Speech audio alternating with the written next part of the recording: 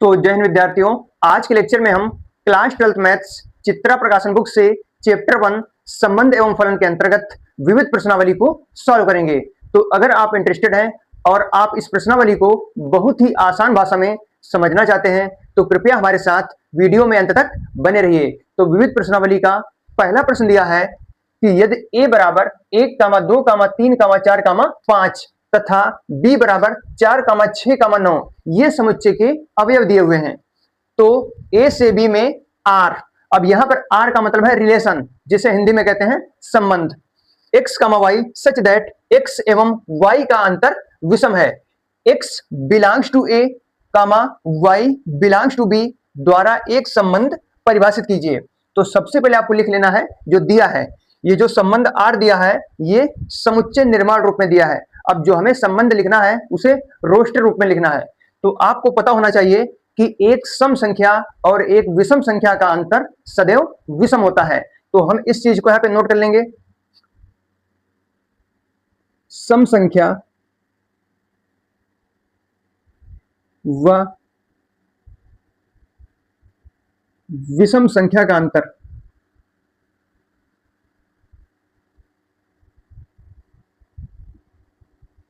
इसका जो अंतर आएगा सदैव विषम संख्या ही मिलेगा। एक यहां पर उदाहरण की सहायता से हम आपको समझाएंगे। जैसे कोई सम संख्या हमने यहां पर मान लीजिए 8 ले ली और एक विषम संख्या मान लीजिए हमने 3 ले ली, तो इसका जो अंतर मिलेगा 5 मिलेगा, और जो कि 5 जो है ये एक विषम संख्या है। और जो 8 है ये सम संख्या है। 3 विषम संख्या है। तो एक सम संख्या और एक विषम संख्या का अंतर सदैव विषम संख्या ही मिलेगा। तो यहां पर जो है संबंध R को हम रोस्टर रूप में लिखेंगे। तो समुच्चय A के अवयव है 1, 2, 3, 4, 5 और B के अवयव है 4, 6, 9। तो यहां पर जैसे हमने पहले 1 लिया तो 1 लिखेंगे, कामा 1 के बाद 4 ले लेंगे, 1, 4, 1 और 4 का अंतर 3 आएगा। 3 जो है विषम संख्या है, तो 1, 4 हो गया। फिर उसके बाद 1, 6, 1 और 6 का अंतर 5 होता है, तो 1, 6 भी हम लिख सकते हैं। फिर उसके बाद 1, 9 हम नहीं लिख सकते क्योंकि 1 और 9 का अंतर 8 आएगा, जो कि एक सम संख्या है, तो उसको हम छोड़ देंगे। फिर उसके बाद 2, 4 ये भी नहीं लिख सकते हम क्योंकि 2 और 4 का अंतर सम आएगा। फिर उसके बाद 2, 6 भी नहीं लिख सकते, 2, 9 लिख लेंगे। फिर उसके बाद 3, 4, फिर उसके बाद 3, 6, फिर उसके बाद 3, 9 नहीं लिख सकते क्योंकि इसका अंतर 6 आएगा। फिर उसके बाद 4, 4 भी नहीं लिख सकते क्योंकि 4 और 4 का जो अंतर होगा ये सदैव 0 आएगा, और 0 एक सम संख्या है। फिर उसके बाद 4, 9 ले लेंगे हम। फिर 5, 4, 5, 6 यही हमारा फाइनल आंसर हो चुका है। तो प्रश्न हमारा कंप्लीट हो जाता है पहला। इसके बाद दूसरा प्रश्न दिया है, माना कि R प्राकृतिक संख्याओं के समुच्चय n में निम्नलिखित प्रकार से परिभाषित एक संबंध है R बराबर x, y such that x belongs to n, y belongs to n, 2x plus y बराबर 41। संबंध R का प्रांत तथा परिसर ज्ञात कीजिए, साथ ही जांच कीजिए कि R स्वतुल्य, सममित तथा संक्रामक है। तो यहां पर जो सबसे पहले दिया है उसे हम नोट कर लेंगे। तो R बराबर दिया है कि x, y such that x belongs to n, y belongs to n, 2x plus y बराबर 41। ये हमारा जो संबंध है ये समुच्चय निर्माण रूप में दिया है। अब जो हम इसे रोस्टर रूप में लिख लेंगे। तो r बराबर, सबसे पहले हम x का मान 1 रखेंगे। तो हमारा जो समीकरण है लिखा है 2x प्लस वाई बराबर 41। अगर इसमें हम x बराबर 1 रखें, जब आप इसमें x बराबर 1 रखेंगे तो यहाँ पर 2 हो जाएगा, 2 को हम दाईं ओर भेज देंगे तो 41 माइनस 2, y का मान हमें 39 मिलेगा। अगर x का मान 1 है तो y का मान 39 होगा। अगर x का मान 2 है तो y का मान जो होगा वो 37 हो जाएगा। अगर x का मान 3 रखें तो y का मान हमें 35 मिलेगा। ऐसे ही जो है मानों को हम रखते रहेंगे। तो सबसे पहले x का मान जब 1 तो y का मान 39, फिर उसके बाद जब x का मान 2 तो y का मान 37, फिर उसके बाद अगर हम x का मान 3 रखें तो y का मान हमें 35 मिलता है। तो एक तो हो जाएगा 3 कामा 35। ऐसे ही जो हम रखते रहेंगे और लास्ट में x का मान 20 रखेंगे। जब इसमें x का मान 20 रखेंगे तो y का मान हमें 1 मिल जाएगा। लेकिन 20 के बाद हम 21 नहीं रख सकते। अगर हमने यहाँ पर 21 रख दिया तो 2 गुणे 21 42 हो जाएगा, जिससे हमें y का मान -1 मिलेगा। और प्रश्न में लिखा है कि y belongs to natural numbers. जो y है ये प्राकृतिक संख्या है, लेकिन जो -1 मिलेगा y का मान वो प्राकृतिक संख्या नहीं होगा। तो हम x का हाईएस्ट मान 20 से रख सकते हैं। जब x का मान 20 रखेंगे तो y का मान हमें 1 मिलेगा। अब इसके बाद हमें निकालना है इसका प्रांत। जो प्रांत होते हैं वे x के मान होते हैं और जो परिसर होते हैं ये y के मान होते हैं। तो यहां पे नोट कर लेंगे कि प्रांत x के मान होते हैं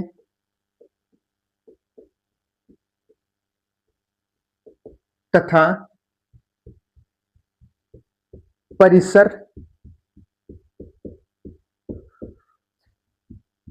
y के मान होते हैं। अब जो क्रमित युग्म लिखे हैं, जैसे लिखा है 1,39, तो ये x, y रूप में लिखा है, x, y, x, y, x, y। जो क्रमित युग्म में जो पहले नंबर पे लिखा होता है वही जो होते हैं प्रांत होते हैं। तो यहां पे लिखेंगे हम कि r का प्रांत, r का प्रांत हो जाएगा, पहला होगा 1, 2, फिर 3, 1, 2, 3, फिर उसके बाद 4, 5, 6, फिर लास्ट में जाएगा 20 तक। ये हो गया आपका r का प्रांत। इसके बाद लिखेंगे हम r का परिसर बराबर। अब जो परिसर होते हैं ये y के मान होते हैं जो क्रमित युग्म में दूसरे नंबर पर लिखे हैं, जैसे 39, 37, 35, इसमें मतलब विषम आ रहे हैं और लास्ट में हमको जाना है 1 तक। तो हम ऐसा करेंगे, 1 से चालू करेंगे, 1, 3, 5, 7, 9 और लास्ट में 39 तक। तो पहला होगा 1, फिर उसके बाद 3, 5, 7, लास्ट में जाएगा 39 तक। तो हमने प्रांत भी निकाल दिया है और परिसर भी निकाल दिया है। अब जांच करेंगे कि जो ये संबंध है स्वतुल्य है कि नहीं है। तो लिख लेंगे स्वतुल्य संबंध। तो स्वतुल्य संबंध के लिए जो है, यदि a, a belongs to r है, for all a belongs to a, मतलब जो उसमें अवयव हो, क्रमित युग्म हो, वो a, a के रूप के होने चाहिए। अब यहां पर 1,39 है, 2,37 है, क्या इसमें 1,1 कहीं पर दिख रहा है? तो 1,1 कहीं पर दिख ही नहीं रहा है। तो लिखेंगे यहां पर हम 1,1 does not belongs to r। r स्वतुल्य संबंध नहीं है।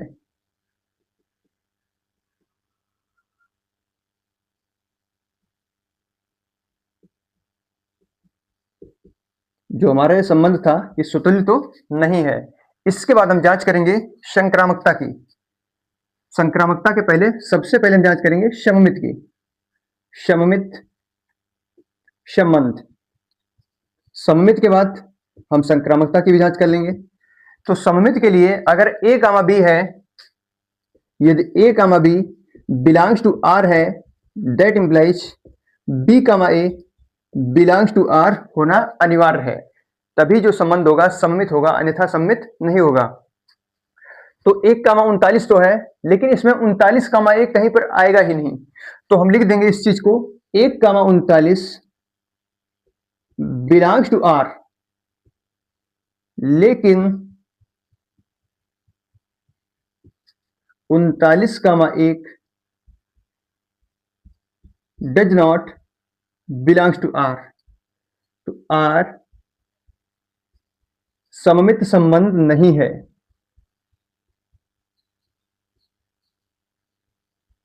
तो जब जो संबंध होगा ये सममित भी नहीं है। इसके बाद हम जांच कर लेंगे संक्रामकता की। तो संक्रामक संबंध,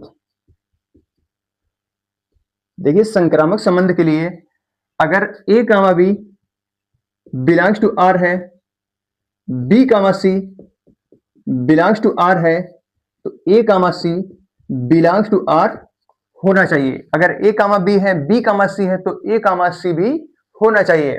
अब यहां पर जैसे 20,1 है, फिर 1 से शुरू होने वाला जो क्रमित युग्म है 1,39 है, लेकिन 20,1 1,39, लेकिन 20,39 इसमें कहीं पर आएगा ही नहीं।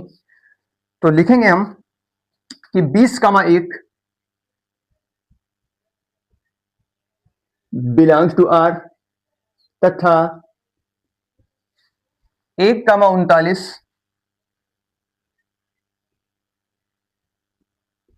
बिलोंग्स टू r, लेकिन 20,39 does not belongs to r। तो r संक्रामक संबंध नहीं है।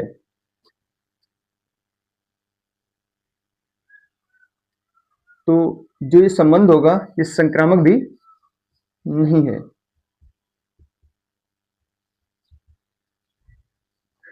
तो हमने यहां पर जो है प्रांत भी निकाल दिया, परिसर भी निकाल दिया, और स्वतुल्य सममित तथा संक्रामकता की जांच भी कर ली। तो जो ये संबंध था ये ना तो स्वतुल्य है और ना ही सममित है और ना ही संक्रामक है। तो आई होप आप इस प्रश्न को बहुत ही आसान तरीके से समझ गए होंगे। इसके बाद हम अगले प्रश्नों को सॉल्व करते हैं। तो इसके बाद तीसरा प्रश्न दिया है, निम्नलिखित में से प्रत्येक n में एक संबंध परिभाषित करते हैं, कौन कौन से संबंध स्वतुल्य सममित तथा संक्रामक हैं। तो हम आपको सबसे पहले बताएंगे स्वतुल्य संबंध के बारे में, फिर उसके बाद सममित संबंध के बारे में, फिर उसके बाद संक्रामक संबंध के बारे में। तो स्वतुल्य संबंध कहता है कि यदि a comma a belongs to r for all a belongs to a। स्वतुल्य का अर्थ होता है स्वयं के तुल्य या स्वयं के समान। तो जो उसमें क्रमित युग्म हो वे a कामा a के रूप के होने चाहिए। उदाहरण के लिए जैसे मान लो कि समुच्चय a है जिसके अवयव है 1 कामा 2 कामा 3 और संबंध r दिया है 1 कामा 1 2 कामा 2 3 कामा 3। अब यहां पर जब आप ध्यान से देखेंगे तो 1 कामा 1 होना चाहिए संबंध में, 2 कामा 2 होना चाहिए, 3 कामा 3 होना चाहिए, मतलब स्वयं के तुल्य दिखना चाहिए। तो ऐसे संबंधों को जो है स्वतुल्य संबंध कहते हैं। फिर उसके बाद आता है सममित संबंध। तो सममित संबंध कहता है कि यदि a comma b belongs to r है तो b comma a belongs to r होना चाहिए। जैसे उदाहरण के लिए अगर 1 कामा 2 है तो 2 कामा 1 भी होना चाहिए, अगर 1 कामा 3 है तो 3 कामा 1 भी संबंध में होना चाहिए। तो इसके लिए हम पहले लिख लेंगे उदाहरण 1। तो सबसे पहले समुच्चय a बराबर 1 कामा 2 कामा 3 ये हम मान लेंगे, और एक संबंध बनाएंगे आर, जैसे 1,2, 2,1, 2,3, 3,2। जब आप यहां पर ध्यान से देखेंगे तो 1,2 है और 1,2 को जस्ट उल्टा 2,1 है, फिर उसके बाद 2,3 है तो 2,3 का जस्ट उल्टा 3,2 है। तो इस प्रकार से अगर क्रमित युग्म किसी संबंध में लिखे हों तो ऐसे संबंधों को जो है हम सममित संबंध बोल देते हैं। फिर उसके बाद आता है संक्रामक संबंध। तो संक्रामक संबंध की परिभाषा है कि यदि a, b belongs to R तथा b, c belongs to R, that implies a, c belongs to R होना चाहिए। अगर a, b belongs to R है, b, c belongs to R है, तो a, c belongs to R होना चाहिए। उदाहरण के लिए जैसे कोई समुच्चय दिया है a बराबर 1, 2, 3 और इसमें एक संबंध बनाएंगे हम R। तो 1, 2 दिया है मान लो और 2, 3 दिया है, फिर उसके बाद 1, 3 भी दिया है। तो ऐसे संबंधों को जो है हम संक्रामक संबंध कहते हैं। देखिए यहां पर 1, 2 है, फिर 2 से शुरू होने वाला 2, 3 है, तो क्या 1, 3 दिख रहा है? 1, 3 भी इसमें दिख रहा है। तो ऐसे जो है संबंधों को संक्रामक संबंध कहते हैं।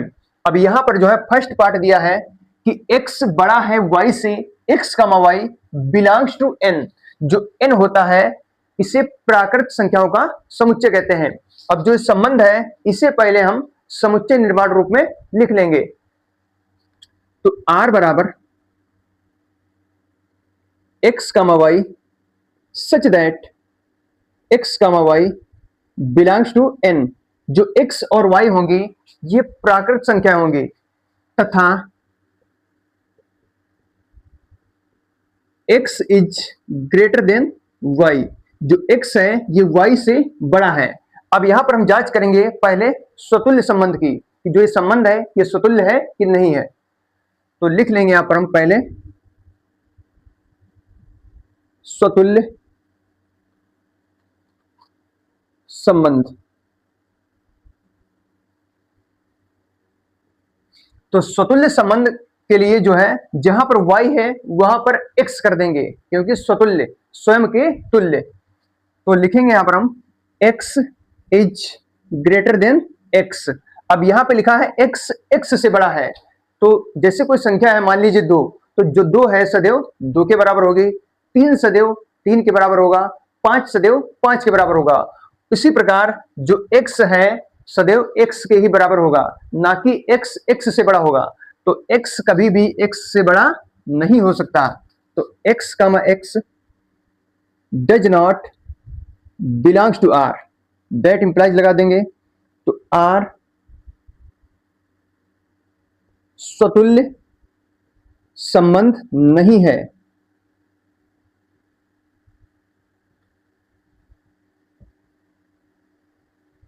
फिर इसके बाद हम जांच करेंगे सममित संबंध की। तो नोट कर लेंगे यहां पर हेडिंग सममित संबंध।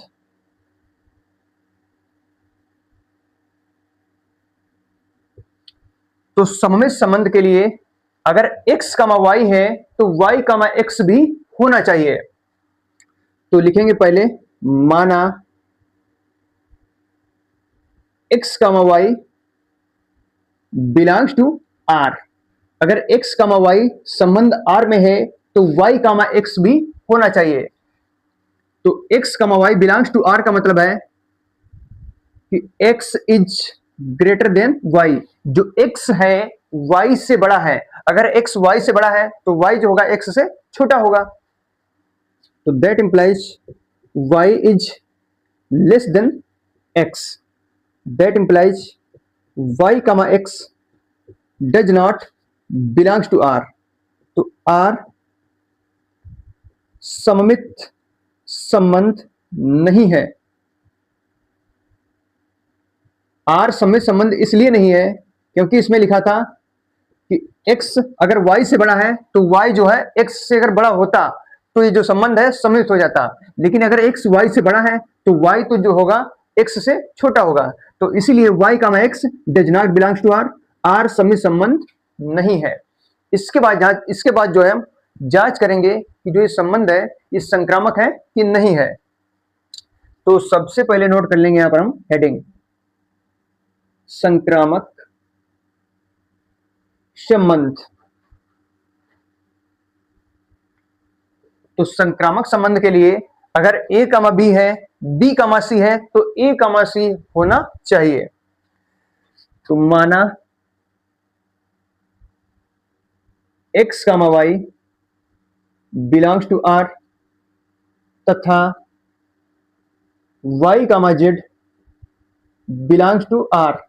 x, y है, y, z है। अगर x, z हमें मिल गया तो जो संबंध है ये संक्रामक हो जाएगा। अब x, y belongs to r का मतलब है कि x is greater than y तथा y is greater than z। अब यहां पर आप ध्यान से देखिए, अगर x y से बड़ा है और y जो है ये z से बड़ा है तो x जो होगा ये z से बड़ा होगा। That implies x is greater than z। तो x, z belongs to r। तो इसका मतलब ये हुआ कि जो r होगा ये संक्रामक संबंध हो जाएगा। तो लिख लेंगे यहां पर हम कि r संक्रामक संबंध है। तो आई होप आप इस फर्स्ट पार्ट को समझ गए होंगे। इसके बाद हम सेकंड पार्ट को जो है सॉल्व करेंगे। तो इसके बाद जो है इसका सेकंड पार्ट दिया है x प्लस वाई बराबर 10, x, y belongs to n। जो x और y है ये प्राकृतिक संख्याएं हैं। तो जो संबंध r है इससे हम जो है रोस्टर रूप में लिख लेंगे। अब यहां पे लिखा है x प्लस वाई बराबर 10, x प्लस y बराबर 10। अगर इसमें हम x बराबर 1 रखें तो y बराबर हमें 9 मिलेगा। अगर x का मान 2 रखें तो y का मान हमें 8 मिलेगा। x का मान 3 तो y का मान 7। तो इसी प्रकार से हम क्रमित युग्मों को लिख लेंगे। तो यदि x का मान 1 है तो y का मान 9 होगा। फिर उसके बाद अगर x का मान 2 है तो y का मान 8 होगा। x का मान 3 है तो y का मान 7 होगा। अगर x का मान 4 है तो y का मान 6 होगा। x का मान 5 तो y का मान भी 5। अब इसके बाद हम x का मान अगर 9 रख दें तो y का मान 1 हो जाएगा। तो 1 का मान 9 यहां पे लिखेंगे 9, 1। फिर उसके बाद इसे भी पलट देंगे 8, 2। फिर 7, 3। फिर उसके बाद 6, 4। तो जो ये संबंध R है इसे हमने रोस्टर रूप में लिख लिया है। अब जांच करेंगे कि जो ये संबंध है ये स्वतुल्य है कि नहीं है। अब जब आप यहां पर ध्यान से देखेंगे इसमें कहीं पर 1, 1 नहीं दिख रहा है, 2, 2 नहीं दिख रहा है, 3, 3 नहीं दिख रहा है। अब यहां पर केवल 5, 5 ही दिख रहा है। 1, 1, 2, 2, 3, 3 ये कुछ नहीं दिख रहा है। तो हम यहां पर लिख देंगे कि 1, 1 does not belongs to R। R स्वतुल्य संबंध नहीं है। फिर इसके बाद हम जांच करेंगे कि जो ये संबंध है सममित है कि नहीं है। तो सममित संबंध के लिए हमने बताया था अगर a, b है तो b, a भी होना चाहिए। अगर 1, 9 है तो 9, 1 भी होना चाहिए। यहां पर 1, 9 है, 9, 1 भी हमें मिल रहा है। 2, 8 है, 2, 8 का जस्ट उल्टा 8, 2 है। 3, 7 है, 7, 3 भी मिल रहा है। 4, 6 है, 6, 4 भी मिल रहा है। तो इसका मतलब हुआ कि जो R है ये सममित संबंध हो जाएगा। लिख देंगे यहां पर हम R सममित संबंध है।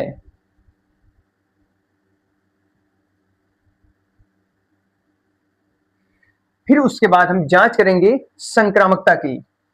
संक्रामकता की जांच के लिए हमने आपको बताया था, अगर a कामा बी है, b कामा सी है, तो a कामा सी होना चाहिए।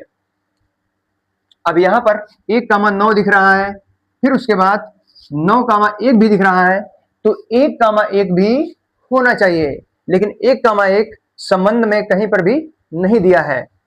तो यहां पे लिखेंगे पहले हम कि 1 कामा 9 बिलोंग्स टू आर, तथा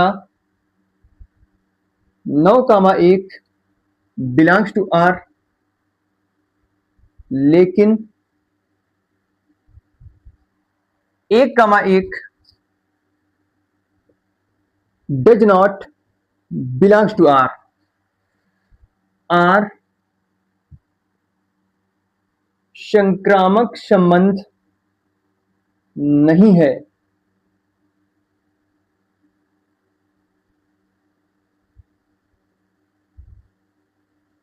तो ये हमारा सेकंड पार्ट जो है ये कंप्लीट हो जाता है। तो इसके बाद थर्ड पार्ट दिया है कि एक्स वाई किसी पूर्णांक का वर्ग है, x comma y belongs to capital n. जो एन है ये प्राकृतिक संख्याओं का समुच्चय है। अब एक्स वाई का मतलब हुआ कि एक्स गुणे वाई। एक्स और वाई का जो गुणनफल है ये किसी ना किसी पूर्णांक का वर्ग होगा। जैसे मान लीजिए हमने यहां पर x बराबर 2 ले लिया और y बराबर भी 2 ले लिया, तो एक्स वाई बराबर हमें 4 मिलेगा। अब जो 4 होता है ये 2 का वर्ग होता है। तो इसी प्रकार से हमें x और y के यहां पर मान लिखने हैं। तो इसे जो है हम रोस्टर रूप में लिख लेंगे। तो r बराबर 1 कामा 1। अब 1 और 1 का गुणनफल जो होगा ये 1 आएगा, और जो 1 होता है ये 1 का ही स्क्वायर होता है। और हम 2 कामा 2 भी लिख सकते हैं। x बराबर 2, y बराबर 2, और 2 गुणे 2 4 आएगा, और जो 4 होता है ये 2 का स्क्वायर होता है। फिर उसके बाद हम 3 कामा 3 भी लिख सकते हैं, हम 4 कामा 4 भी लिख सकते हैं, और आप चाहें तो और इससे आगे तक बढ़ा सकते हैं। 5 कामा 5, 6 कामा 6, 7 कामा 7, 8 कामा 8, 9 कामा 9, ऐसे जो है आप जितना आगे चाहें बढ़ा सकते हैं। फिर उसके बाद हम लिखेंगे 1 कामा 4, क्योंकि 1 और 4 का गुणनफल भी 4 आएगा, और जो 4 होता है ये 2 का स्क्वायर होता है। 1 कामा 4 भी हम लिख सकते हैं, और 4 कामा 1 भी हम लिख सकते हैं। अगर आप इसे और आगे बढ़ाना चाहें तो अब अभी और आप आगे बढ़ा सकते हैं। अब यहां पर हम जांच करेंगे कि जो संबंध है ये स्वतुल्य है कि नहीं है। तो स्वतुल्य के लिए 1 कामा 1, 2 कामा 2, 3 कामा 3, 4 कामा 4 दिख रहा है, मतलब स्वयं के तुल्य, स्वयं के समान इसमें क्रमित युग्म दिए हुए हैं। तो लिख देंगे यहां पर हम आर स्वतुल्य संबंध है।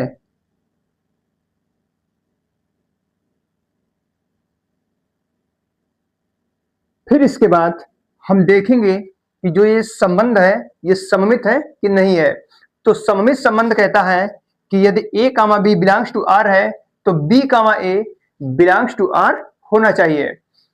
अब यहां पर 1 कामा 4 भी है, और 1 कामा 4 का जस्ट उल्टा 4 कामा 1 भी दिया हुआ है।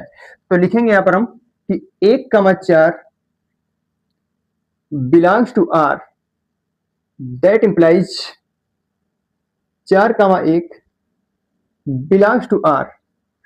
तो r सममित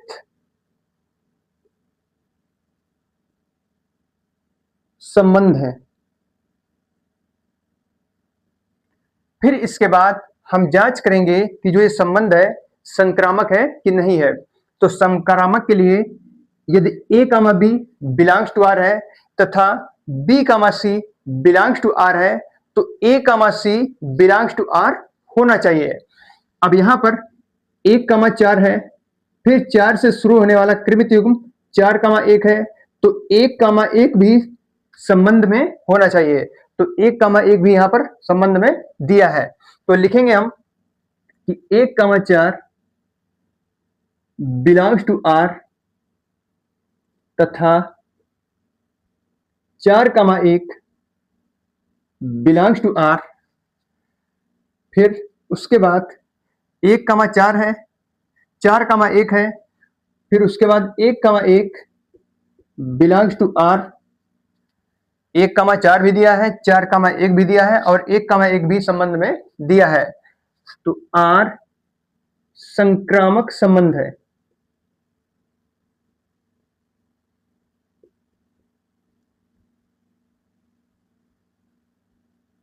तो जो ये हमारा संबंध था ये स्वतुल्य भी है, सममित भी है और संक्रामक भी है। तो ये पार्ट जो हमारा है कंप्लीट हो जाता है। इसके बाद हम अगले पार्ट को सॉल्व करेंगे।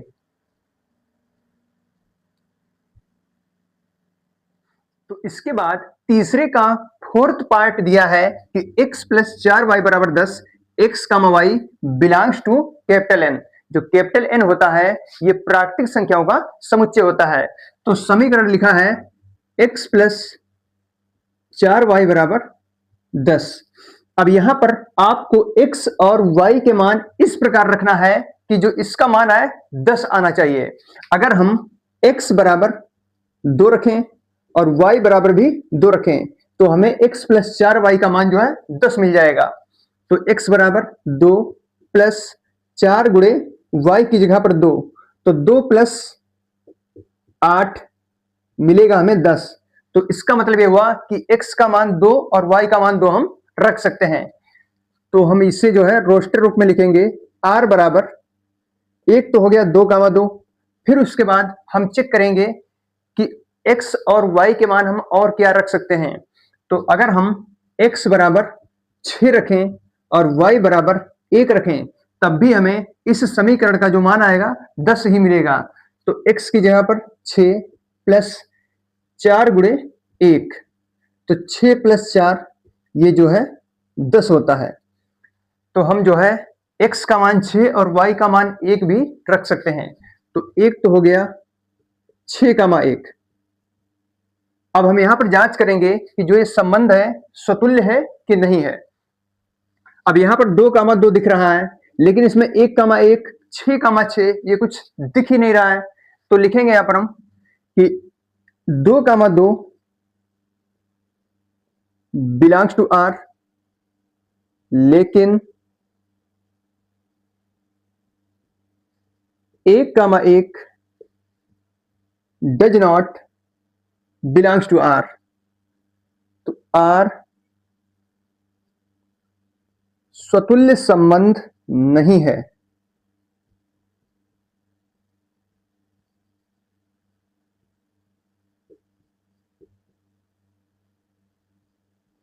फिर इसके बाद हम जांच करेंगे सममित संबंध की।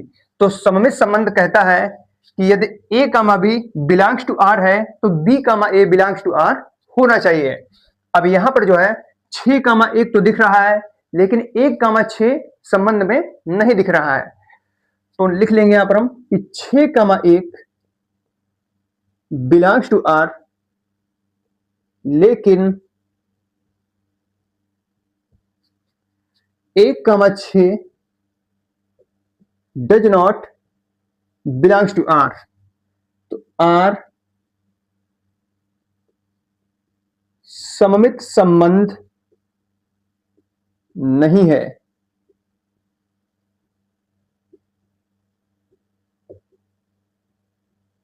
फिर इसके बाद हम जांच करेंगे संक्रामकता की कि जो ये संबंध है संक्रामक है कि नहीं है।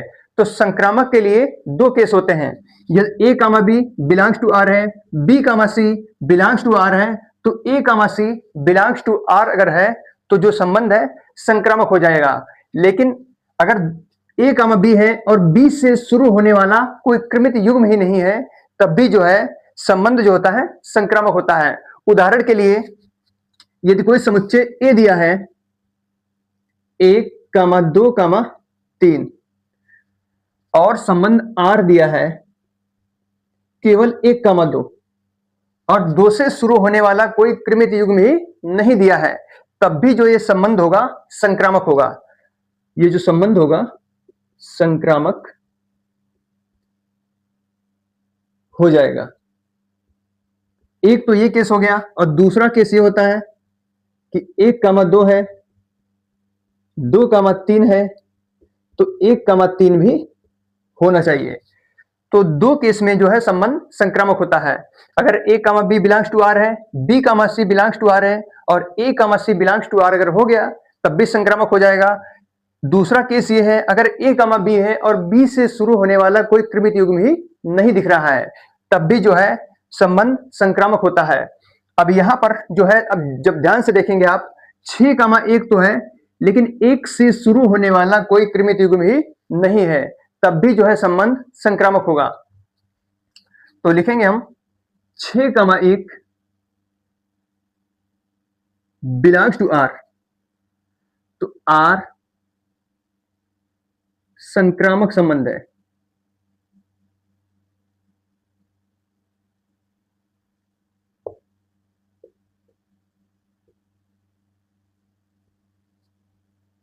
तो आई होप आप इस पार्ट को बहुत ही आसान भाषा में समझ गए होंगे। तो इसके बाद जो है हम अगले प्रश्न को सॉल्व करेंगे। तो इसके बाद चौथा प्रश्न दिया है, माना कि a बराबर 1, 2, 3 और लास्ट में 9, मतलब इसमें 1 से 9 तक संख्याएं लिखी हुई हैं तथा a क्रॉस a में a, b, c, d के लिए a, b are c, d, मतलब a, b का संबंध c, d से है यदि और केवल यदि a प्लस डी बराबर b प्लस सी द्वारा परिभाषित r एक संबंध है। सिद्ध कीजिए कि R एक तुल्यता संबंध है तथा तुल्यता वर्ग 2, 5 भी ज्ञात कीजिए।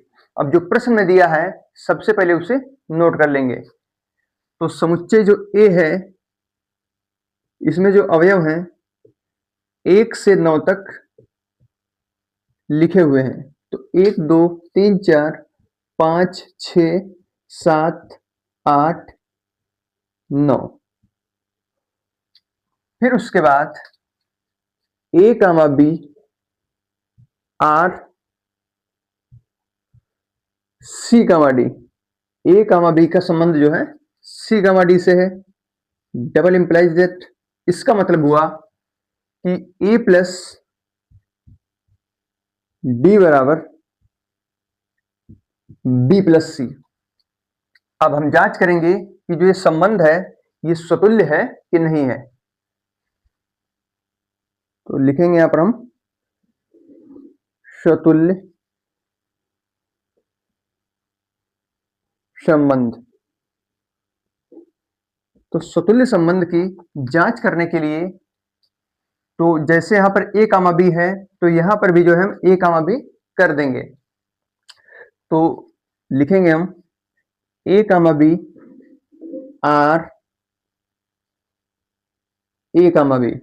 जब आप यहां पर ध्यान से देखेंगे यहां पे लिखा है a, b are c, d, तो a प्लस डी इसमें जो है पहला और लास्ट दिया गया है।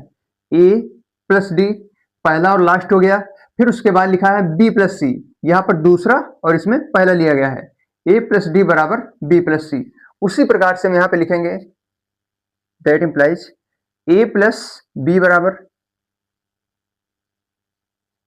फिर उसके बाद b प्लस ए। तो a प्लस बी सदैव b प्लस ए के बराबर होता है। जैसे 2 प्लस 5 बराबर 7 और 5 प्लस 2 बराबर 7। तो हम लिख सकते हैं कि R स्वतुल्य संबंध है।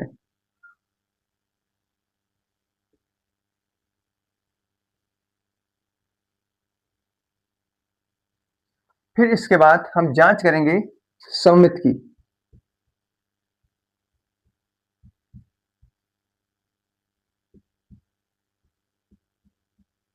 सममित संबंध।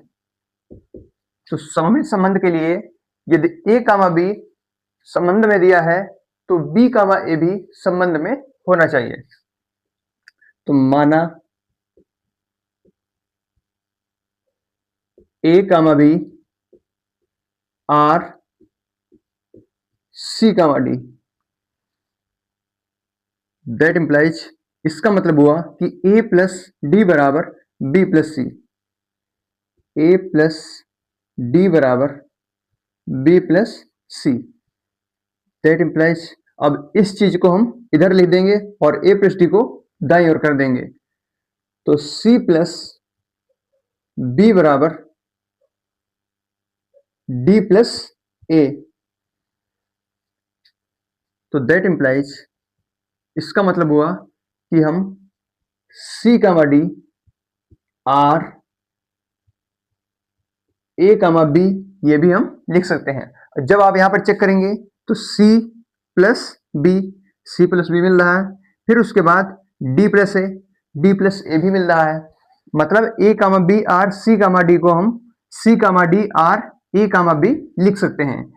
तो आर जो होगा ये सममित संबंध हो जाएगा, आर सममित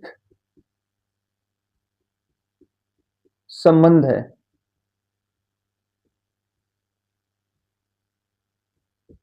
इसके बाद हम जांच करेंगे संक्रामकता की, ये जो संबंध है संक्रामक है कि नहीं है। तो लिख लेंगे यहां पर हेडिंग संक्रामक संबंध। तो संक्रामक संबंध की जांच करने के लिए अगर ए कामा बी संबंध में है, बी कामा सी संबंध में है, तो ए कामा सी संबंध में होना चाहिए। तो माना A comma B are C comma D तथा सी कामा डी आर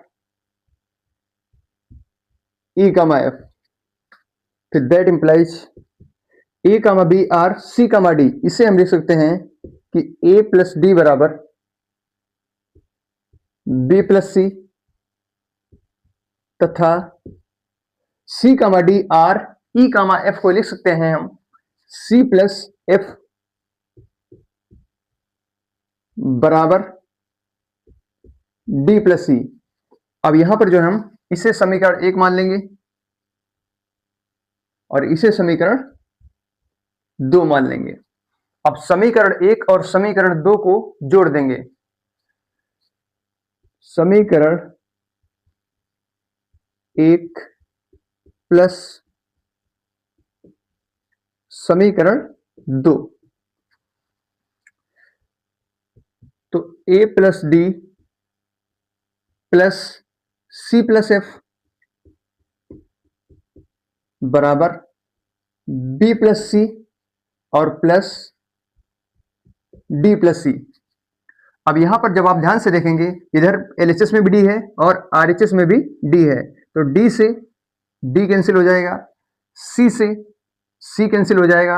अब यहां पे बचा है ए प्लस एफ बराबर B plus C, that implies a plus F बराबर बी प्लस सी। इसका मतलब ये हुआ कि ए कामा बी का संबंध ई कामा एफ से है,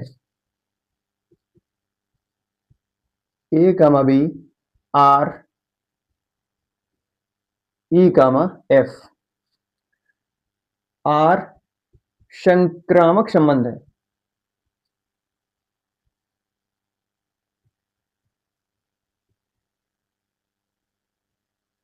जो आर होगा ये संक्रामक संबंध सिद्ध हो जाएगा। तो हमने यहां पे देखा कि जो ये संबंध था ये स्वतुल्य भी है, सममित भी है और संक्रामक भी है। फिर इसके बाद हमें तुल्यता वर्ग 2,5 भी ज्ञात करना है। अब यहां पे लिखा है जो 2,5, जो 2 है ये समुच्चय ए में आ रहा है और 5 भी समुच्चय ए में आ रहा है। तो यहां पे हम पहले नोट करेंगे जो दिया था उसमें कि ए comma B are C comma D, इसका मतलब ये हुआ कि ए प्लस डी बराबर बी प्लस सी।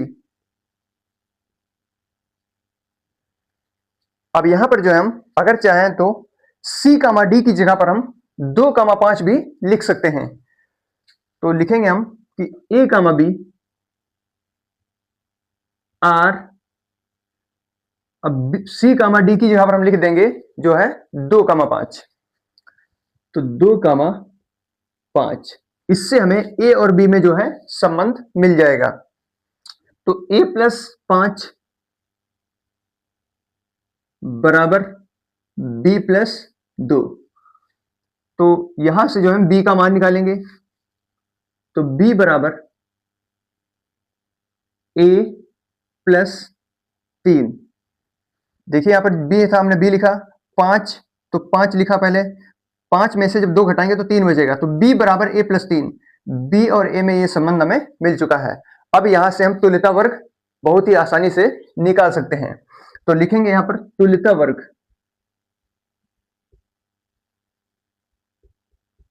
तुल्यता वर्ग 2,5 बराबर, अब सबसे पहले जो है हम a बराबर 1 रखेंगे तो b बराबर हमें 4 मिलेगा। यदि यहां पर a बराबर 1 तो b बराबर 4। तो पहला हो जाएगा 1,4। फिर उसके बाद यहां पर जब हम 2 रखेंगे, a बराबर 2 तो b बराबर हमें 5 मिलेगा। तो हो जाएगा दूसरा 2,5। फिर उसके बाद जब a बराबर 3 रखेंगे तो b बराबर हमें 6 मिलेगा। तो 3,6। फिर उसके बाद जब हम a बराबर 4 रखेंगे तो b बराबर हमें 7 मिलेगा। तो 4,7। फिर उसके बाद जब हम a बराबर 5 रखेंगे तो b बराबर हमें 8 मिलेगा। तो उसके बाद होगा 5,8। फिर 6,9। जब a बराबर 6 तो b बराबर 9। अगर हम a बराबर 7 रख दें तो b बराबर हमें 10 मिलेगा। लेकिन जो समुच्चय a है उसमें 9 तक ही अवयव दिए हुए हैं। तो हम जो है a का हाईएस्ट मान जो है 6 रखेंगे, जिससे b का मान हमें 9 मिलेगा। तो 1,4, 2,5, 3,6, 4,7, 5,8, 6,9 यही आपका तुल्यता वर्ग होगा। तो आई होप आप इस प्रश्न को बहुत ही आसान तरीके से समझ गए होंगे। इसके बाद हम अगले प्रश्न को सॉल्व करेंगे।